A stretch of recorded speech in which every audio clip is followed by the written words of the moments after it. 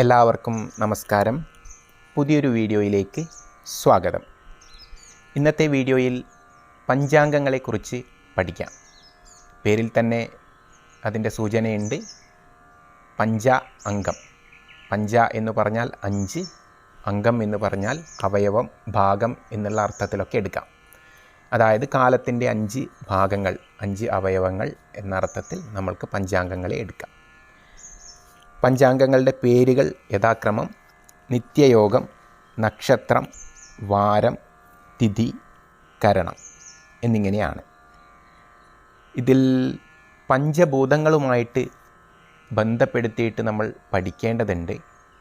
പഞ്ചാംഗങ്ങളും പഞ്ചഭൂതങ്ങളും. പഞ്ചഭൂതങ്ങളെ പറ്റിയും നമ്മൾക്ക് അറിയാം. 5 എണ്ണം ഉണ്ട്. ആകാശം, വായു, അഗ്നി, ജലം, ഭൂമി. ഈ 5 ഭൂതങ്ങളെപ്പറ്റി പേരുകൾ നമ്മൾ പഠിച്ചിരിക്കണം. വിശദമായിട്ട് പഞ്ചാംഗങ്ങളെപ്പറ്റിയും പഞ്ചഭൂതങ്ങളെപ്പറ്റിയുമൊക്കെ നമ്മൾക്ക് വരും ക്ലാസ്സുകളിൽ പഠിക്കാം. ഇതിൽ ഓരോ പഞ്ചാംഗത്തിലെ ഓരോ അംഗവും ഓരോ പഞ്ചഭൂത തത്വവുമായിട്ട് ബന്ധപ്പെട്ടിരിക്കുന്നു. നിത്യയോഗം ആകാശതത്വവുമായിട്ടാണ് ബന്ധപ്പെട്ടിരിക്കുന്നത്.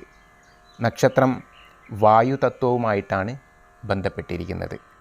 വാരം അഗ്നിതത്വവുമായിട്ടാണ് ബന്ധപ്പെട്ടിരിക്കുന്നത്. തിഥി ജലതത്വവുമായിട്ടാണ് ബന്ധപ്പെട്ടിരിക്കുന്നത്. കരണം ഭൂമി തത്വവുമായിട്ടാണ് ബന്ധപ്പെട്ടിരിക്കുന്നത്. ഇനി പഞ്ചാംഗങ്ങൾ, അവയെക്കുറിച്ച് ഏകദേശം ഒരു മുഖവുര പറയാം. നിത്യയോഗം എന്നാൽ ഉദ്ദേശിക്കുന്നത് സൂര്യചന്ദ്രന്മാരുടെ യോഗസ്ഫുടമാണ്.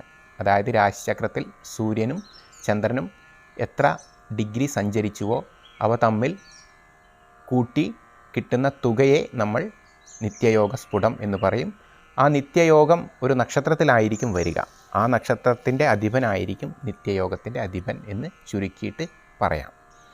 ഇവിടെ യോഗസ്ഫുടം കൂട്ടി കിട്ടിക്കഴിഞ്ഞാൽ ആ യോഗസ്ഫുടം എണ്ണാൻ ആരംഭിക്കുന്നത് പൂയം നക്ഷത്രത്തിൽ നിന്നാണ് എന്ന ഒരു വ്യത്യാസമുണ്ട്. അശ്വതി നക്ഷത്രത്തിൽ നിന്നല്ല, പൂയം നക്ഷത്രത്തിൽ നിന്നാണ് ആരംഭിക്കുന്നത്.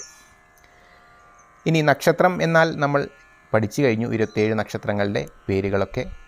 പക്ഷേ പഞ്ചാംഗങ്ങളിലെ നക്ഷത്രം എന്നതുകൊണ്ട് ഉദ്ദേശിക്കുന്നത് ഒരു സമയം നടക്കുന്ന ഒരു സന്ദർഭത്തിൽ അല്ലെങ്കിൽ ഒരു കാര്യം നടക്കുന്ന സമയത്ത് ചന്ദ്രൻ നിൽക്കുന്ന നക്ഷത്രത്തെയാണ് ഇവിടെ നക്ഷത്രം എന്നതുകൊണ്ട് ഉദ്ദേശിച്ചത്. 27 നക്ഷത്രങ്ങളുടെ പേരുകൾ നമ്മൾ മുന്നത്തെ വീഡിയോയിൽ പഠിച്ചിട്ടുണ്ട്. ഈ 27 നക്ഷത്രങ്ങളെക്കുറിച്ചും വിശദമായിട്ട് നമ്മൾക്ക് പിന്നീടുള്ള വീഡിയോകളിൽ പഠിക്കാം. പിന്നീടുള്ളത് വാരം. വാരം എന്ന് പറഞ്ഞാൽ വാസരം, വാസര എന്ന് പറയും. അതായത് അഗ്നിയുടെ വാസം എന്ന് തന്നെയാണ് അതിൻ്റെ ലിറ്ററൽ മീനിങ്. എന്ന് പറഞ്ഞാൽ അഗ്നി, വാസം എന്ന് പറഞ്ഞാൽ വസിക്കുക. പഞ്ചാംഗങ്ങളിലെ വാരം അഗ്നിതത്വവുമായിട്ട് ബന്ധപ്പെട്ടിരിക്കുന്നു. ഇവിടെ 7 വാരങ്ങളെ കുറിച്ച് നമ്മൾക്കറിയാം. ഞായർ മുതൽ ശനി വരെ. ഇതിലെ ഓരോ വാരത്തിനും അതത് പേര് പോലെ തന്നെ അതത് ഗ്രഹങ്ങളായിരിക്കും അധിപന്മാരായിട്ട് ഉണ്ടാകുക. അടുത്തത് തിഥി. തിഥി എന്ന് പറയുന്നത് സൂര്യസ്ഫുടം മൈനസ് ചന്ദ്രസ്ഫുടമാണ്. അതായത് സൂര്യസ്ഫുടവും ചന്ദ്രസ്ഫുടവും തമ്മിലുള്ള വ്യത്യാസമാണ്. നിത്യയോഗം എന്ന് പറയുന്നത് സൂര്യസ്ഫുടവും ചന്ദ്രസ്ഫുടവും തമ്മിൽ കൂട്ടിക്കിട്ടുന്നതാണെങ്കിൽ ഇത് അവ തമ്മിലുള്ള വ്യത്യാസത്തെയാണ് കാണിക്കുന്നത്. 15 തിഥികൾ വെളുത്ത പക്ഷത്തിലും 15 തിഥികൾ കറുത്ത പക്ഷങ്ങളിലുമായിട്ട് 30 തിഥികൾ വീതമുണ്ട് എന്ന് നമ്മൾ അറിഞ്ഞിരിക്കുക. തിഥി കഴിഞ്ഞാൽ കരണം. തിഥിയുടെ പകുതിയാണ് കരണം എന്ന് പറയുന്നത്. അതായത് തിഥി 24 മണിക്കൂർ ഉണ്ടാകും ഏകദേശം. കരണം 12 മണിക്കൂറേ ഉണ്ടാവുകയുള്ളൂ. അങ്ങനെ 11 കരണങ്ങളാണ് പറഞ്ഞിരിക്കുന്നത്. 7 സ്ഥിരകരണങ്ങളും 7 ചരകരണങ്ങളും 4 സ്ഥിരകരണങ്ങളും. അതായത് ചരകരണങ്ങൾ 8 പ്രാവശ്യം റിപ്പീറ്റഡ് ആയിട്ട് വരും. ചരം എന്ന് പറഞ്ഞാൽ റിപ്പീറ്റഡ് എന്നാണ് ഇവിടെ ഉദ്ദേശിച്ചത്. അങ്ങനെ 7 8 56. പിന്നെ 4 സ്ഥിരകരണങ്ങൾ, അത് കറുത്ത വാവിനും അതിന് തൊട്ട് മുമ്പുള്ള സമയത്തും തൊട്ട് ശേഷമുള്ള സമയത്തുമായിട്ട് മാത്രം വരുന്ന 4 സ്ഥിരകരണങ്ങളുണ്ട്.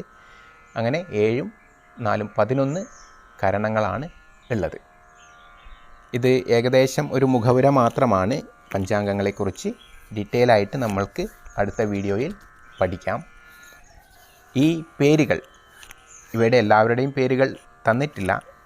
പലതിൻ്റെയും എല്ലാവർക്കും നിശ്ചയമുണ്ടാവും. നക്ഷത്രത്തിൻ്റെ പേര് പഠിച്ചു, വാരത്തിൻ്റെ പേര് അറിയാം, തിഥിയുടെ പേരും വളരെ എളുപ്പത്തിൽ പഠിക്കാം, കരണത്തിൻ്റെ പേരും വളരെ എളുപ്പത്തിൽ പഠിക്കാം. നിത്യയോഗത്തിൻ്റെ മാത്രമാണ് നമുക്ക് കുറച്ച് ബുദ്ധിമുട്ടായിട്ടുള്ളത്. വിശദമായിട്ടുള്ള വീഡിയോ നമ്മൾ തീർച്ചയായിട്ടും അടുത്ത ക്ലാസ്സിൽ ചെയ്യുന്നതായിരിക്കും.